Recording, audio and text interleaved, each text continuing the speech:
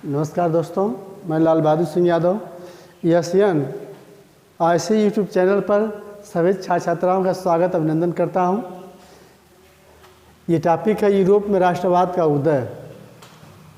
इस यूरोप में राष्ट्रवाद का उदय में 2 वीडियो लगभग बन चुका है, तीसरा वीडियो चल रहा है। चूँकि इसमें यह संपूर्ण क्रांति, यूरोप में संपूर्ण क्रांति का ये भाग चल रहा है। कहाँ से क्रांति पैदा होती है, कहाँ से स्वतंत्रता का उदय होता है। हमने बताया था 1773 बोस्टन टी पार्टी अमेरिका से 1789-80 तक जो है वह जो आंदोलन जो शुरू किया था, मतलब कि हो गया था 76 तक जो है कि आंदोलन हुआ, उसके बाद स्वतंत्र हो गया। उसके बाद छोड़ दीजिए, बाद में बताएंगे। लेकिन आज यूरोप में राष्ट्रवाद का उदय देख लीजिए। इसमें फ्रांस की राज्य क्रांति के राजनीतिक कारण तो बहुत है। सामाजिक कारण है, आर्थिक कारण है, तत्कालीन कारण है, तमाम कारण है। फिर भी जो है हम इसमें राजनीतिक कारण में 2-3 हेडिंग मैं बता चुका हूँ। निरंकुशता, अयोग्यता, और यहाँ तक बताया है मेरी एंतवानेत। यहाँ तक मैंने बताया है कि ये भी एक मूल कारण थी। कौन?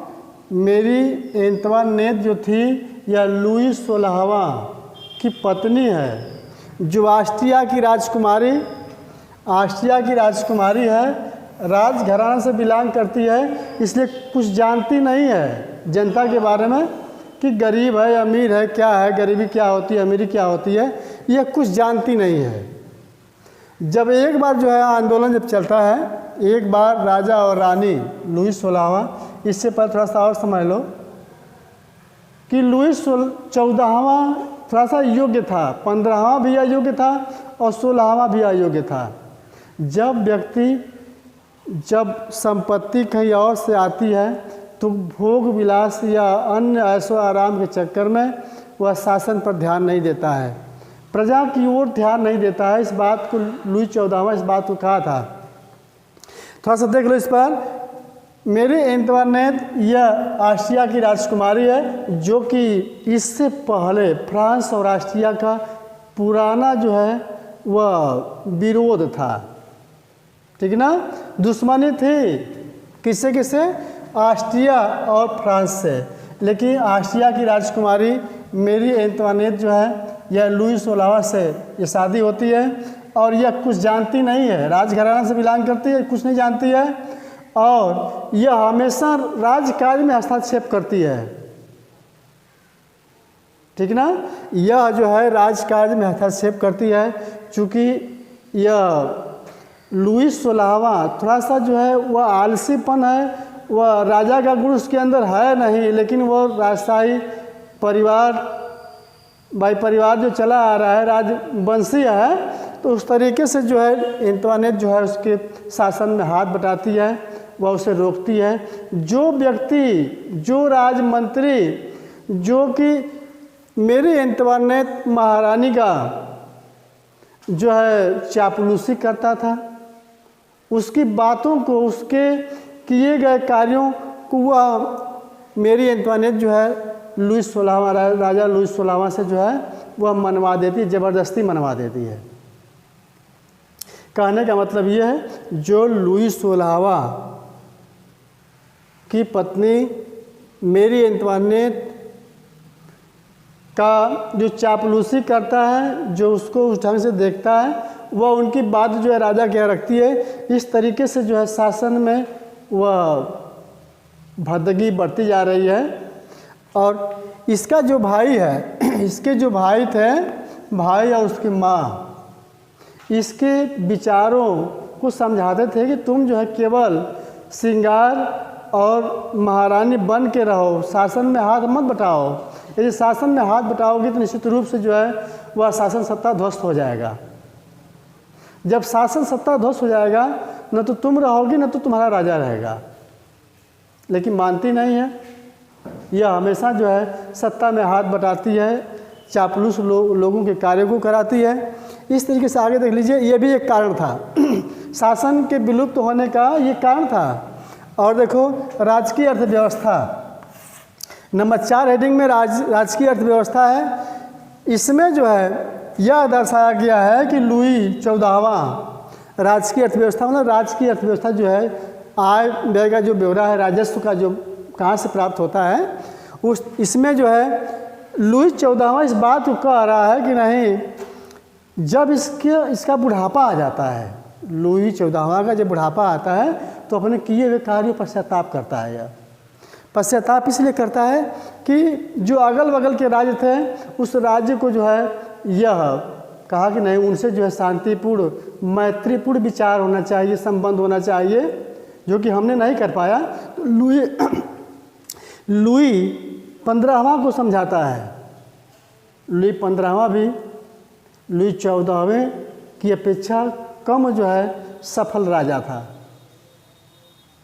वह अभी जो है वह कुशाग्र और शान शौकत वाला पुरुषार्थ उसके अंदर था ही नहीं।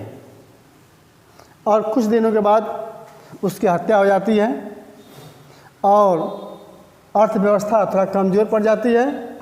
इस अर्थव्यवस्था में जो है लुई 16वां की बात आ रही है।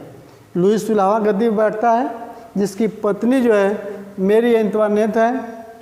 वह जो है उसी खजाने से पूरे परिवार का खर्च वर्ष जो है चलता है, कोई उसका हिसाब किताब नहीं है। चूँकि राजा है तो राजा ही सर्वस्व राजस्व का, कानून का, सब कुछ मालिक वही है। जो बनाता है वही कानून है, जो खर्च करता है, जो आय व्यय का ब्यौरा है, सब कुछ उसी को लेना है और उसी को देना है।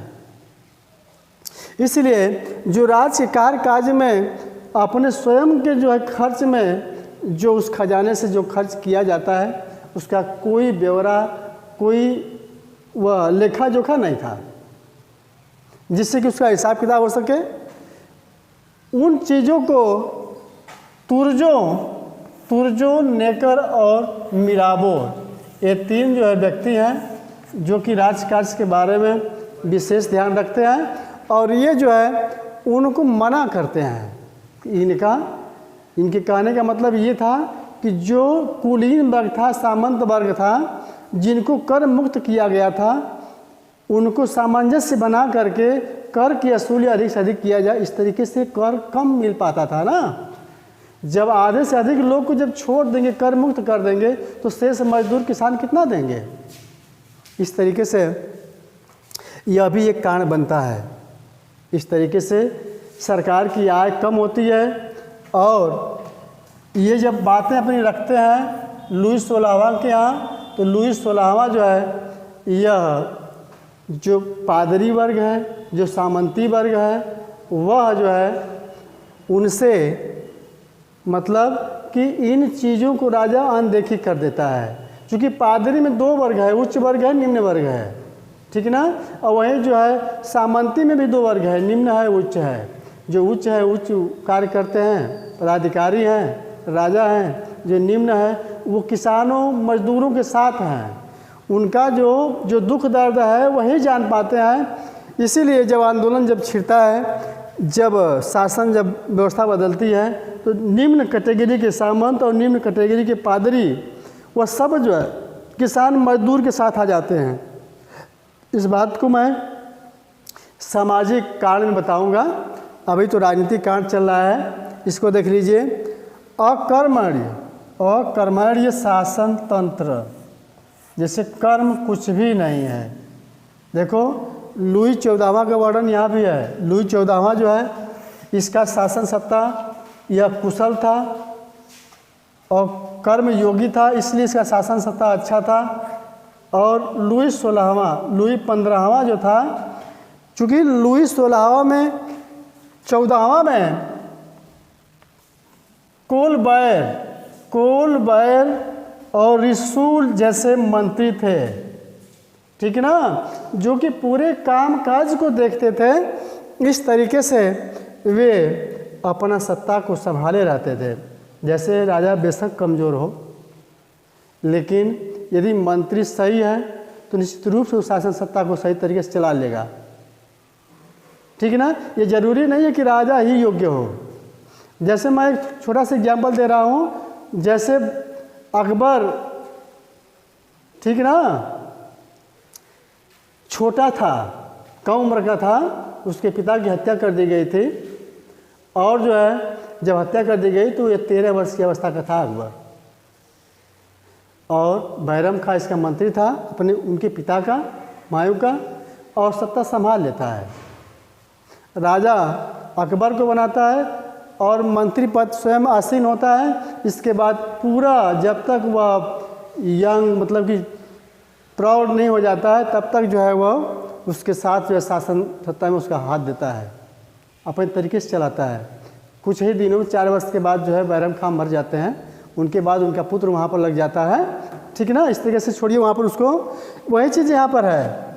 ऐसे मंत्री 14 लुई 14वां को था, इसलिए शासन सत्ता अच्छा चल रहा था।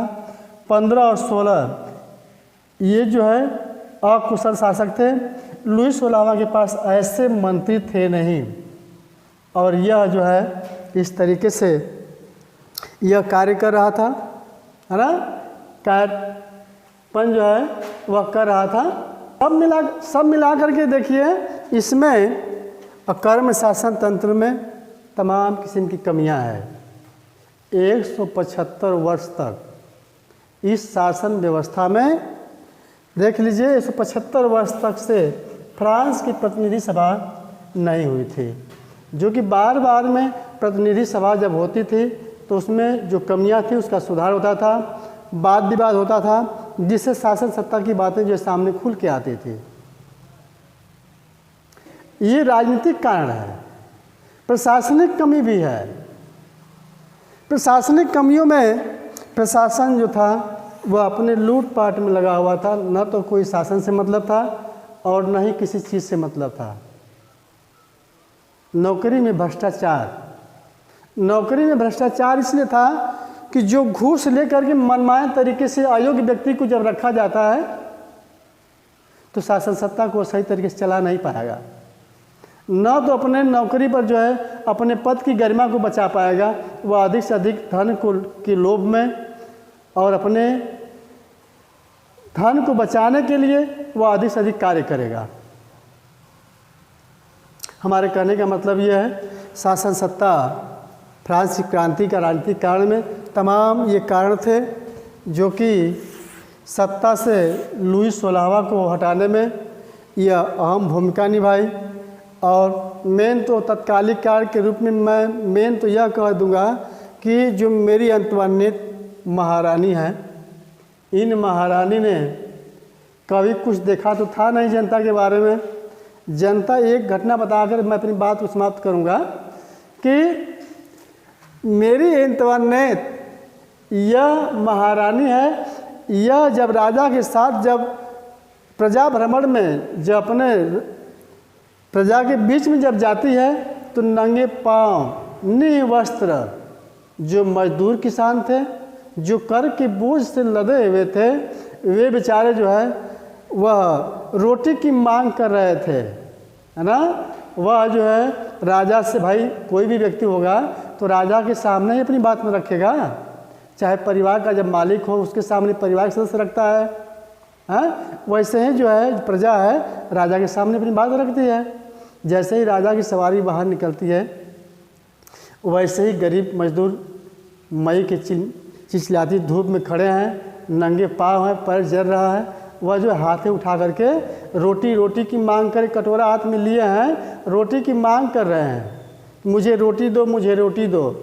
जब तमाम आवाज़ जब गूंजती है तो महारानी कभी आवाज़ तो सुने नहीं थे, तो महारानी ने कहा कि रोटी नहीं, इन्हें केक दे दो, केक खाएं। उनको ये बात बहुत बुरी लग गई। गरीबी से जूझते हुए ये मजदूर, उनको बात समझ में आई कि रानी कुछ समझ नहीं रही है कि रोटी सस्ता है, रोटी मिल ही नहीं रहा है तो केक महंगा कहाँ से मिलेगा। यह व्यंग्यात्मक भाषा का प्रयोग उनको लगा, लेकिन रानी को ये पता नहीं था कि रोटी महंगी है कि केक महंगा है।